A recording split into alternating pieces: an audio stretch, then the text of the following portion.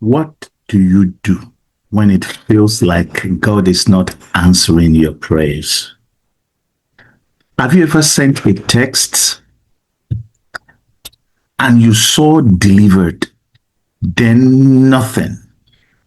No reply, no emoji, no callback, no explanation, just silence. Now imagine the same feelings, except this time it's your prayer.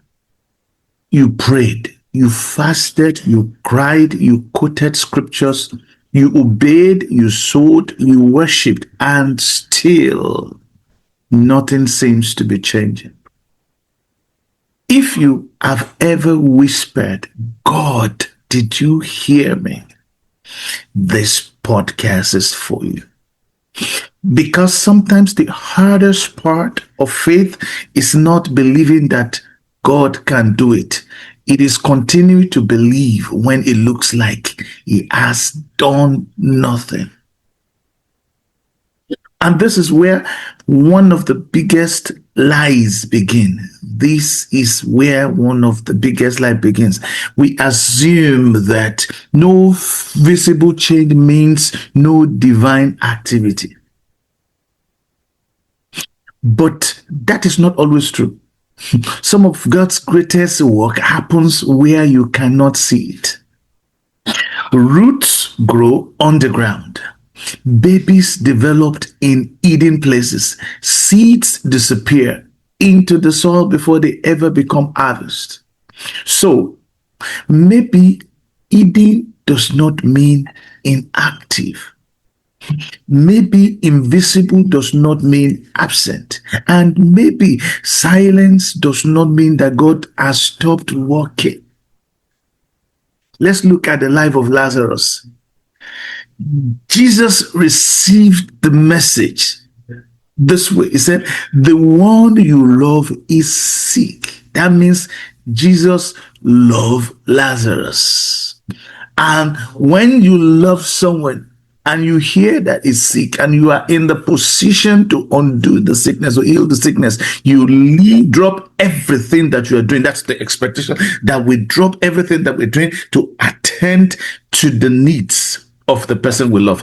But in the case of Lazarus, that's not the case. And the Bible even said he loved Mary too. He loved Martha. And yet he stayed where he was for 2 more days.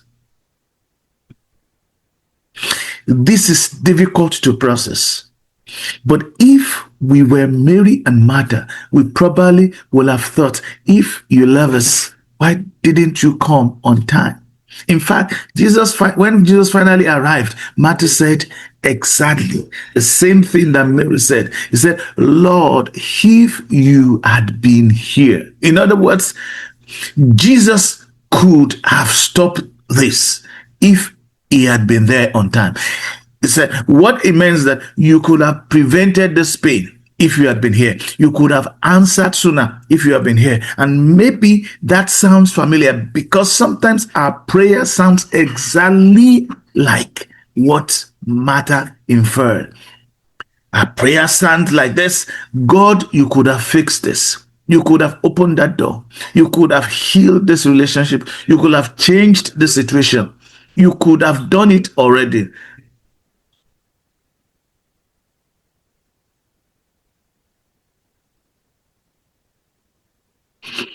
You could have done it already, but Jesus had already said something they did not yet understand. He said, this sickness will not end in death, regardless of when I come and if I delay, because this particular sickness is for the glory of God.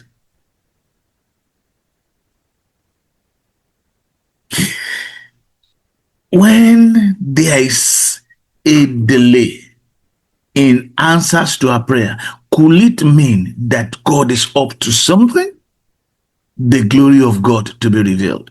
What looked like neglect was actually preparation. What looks like lateness was divine timing. What looked like an unanswered prayer was becoming the stage for a revelation they could not yet imagine. They were asking Jesus to heal Lazarus. Jesus was about to raise Lazarus. Now, here is what they did not realize, because healing him privately would have blocked the raise or upgrade that God was planning to give him publicly. What I mean invariably is that if God had healed Lazarus privately, all the things that we are now reading about his legacy would not have been documented.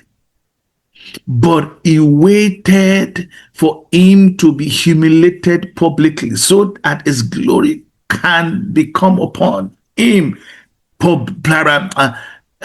publicly. Sometimes God does not just answer your expectation, he exceeds your expectation. And anytime, or could I say, sometimes if you think that God is delaying the answer to your prayer without inexplicable delay, that means he wants to exceed your expectation. And if this is where faith becomes difficult for our generation, because we have been trained for instant everything, instant delivery, instant AI, instant streaming, instant messages, instant likes, instant notification, instant gratification. So, without realizing it, we have brought the same expectation into our relationship with God. We think if it took long, something must be wrong. But Jesus does not always walk like an harp. Jesus walks like a seed, And seeds are strange.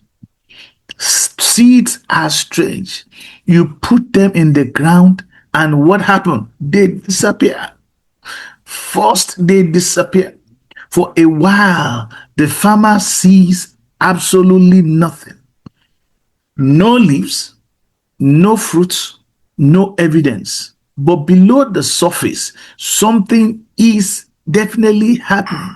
Roots are forming. Life is developing. Strength is being established. That means what looks like nothing may actually be preparation. Hence, maybe God hasn't been silent. Maybe he has been building something you cannot see yet. And that is why the greatest danger in a waiting season is not always losing the blessing. Sometimes the greatest danger is losing your belief before the blessings appear. Because if fear can convince you that God is not working, you will stop doing the very thing that faith requires. You will stop praying, you will stop building, you will stop serving, you will stop applying, you will stop believing, you will stop showing up. If fear can convince you that God is not working, if you allow fear to convince you that God is not working, it will discredit the integrity of God in such a way that you will pull the seed out of the ground before you can see the growth. You will pull the seed out of the ground because you cannot see the growth. And then you wonder why there's never been a harvest. That is why the enemy does not always need to destroy your promise. He doesn't even need to destroy your promise. Sometimes he simply needs to exhaust your patience. Because if he can convince you to quit, he can make you to walk away from something God never told you to abandon. This is where faith changes the equation.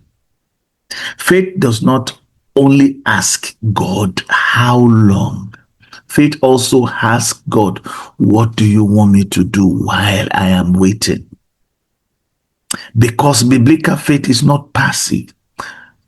Biblical faith keeps obeying, keeps praying, keeps serving, keeps building, keeps preparing, keeps showing up, even when circumstances have not caught up with the promise. And this connects directly to what 1 John chapter 5 verse 4 says. He said, this is the victory. This is the victory that overcomes the world, even our faith.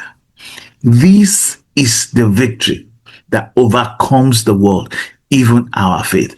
Notice The outcome is not called the victory. The outcome is called the faith. Why? Because the first victory happens before your circumstances change. The first victory happens when fear no longer controls your obedience. The first victory happens when disappointment cannot make you abandon what God said. The first victory happens when your circumstances cannot discredit integrity of God. The first victory happens when impossibility screams and you still take the step that God prescribed. That is the victory, not the outcome that you desire. The victory starts the moment your faith cannot be intimidated to drop the promise because of delay. The breakthrough may come later, the door may open later, the answer may become visible later. But if fear could not stop your obedience, faith has already won. Ask yourself, have you mistaken God's silence for God's obedience? Are you measuring God's faithfulness by your preferred timeline? Have you stopped doing something God told you to do simply because you have not seen the result yet? What has disappointment talked you out of? And here's the big one. If you knew the breakthrough was closer than you thought, what would you regret quitting today? The action point for today's episode is you stop asking only, God, what haven't you answered? Ask questions. God, what is the next act of my obedience that the answer to my prayers are waiting for? Once you discover, do it. Just do it like Nike. Just do it. Make the call, submit the application, write the proposal, start the business, forgive the person, pray again, serve again, apply again, build again, and worship again. Just take the next step. Not because you have seen the outcome, but because you trust the one who gave the instruction. Do not let waiting become quitting. Do not let your waiting season become your quitting season just because of the delay you do not expect. Turn your waiting to worship. Turn your waiting to worship. Now, here is what I want you to know, that some of the greatest things God is doing in your life may currently be happening where nobody can see them. So do not confuse hidden with hopeless. Do not confuse delay with denial. Do not confuse silence with absence. And most importantly, do not confuse outcome with victory. The victory is not the day the mountain finally moves. The victory is the day the mountain can no longer intimidate you into disobedience. The victory is not when everybody finally sees what God has promised you. The victory is when you keep walking while nobody else can see it. Faith is not believing because the answer appears. Faith is continuing to trust, continue to obey, continue to move while the answer is still invisible. That is faith. The miracle does not begin when your circumstances change. Hear this. The miracle begins when your circumstances can no longer change your faith. That is the victory. That is the victory. So here is what I will conclude with, that when it looks as if God is delaying the answer to your prayer, don't quit believing. Don't keep hoping. It could be that God is up to something bigger, exceedingly abundantly above what you ask or think. May God bless you. I'd love to see you in the next episode. And before then, here's one thing that I want you to do for me. If this message has blessed you, hit the subscription button. Put in a comment. I'll personally go through it and reply it one by one. May God bless you.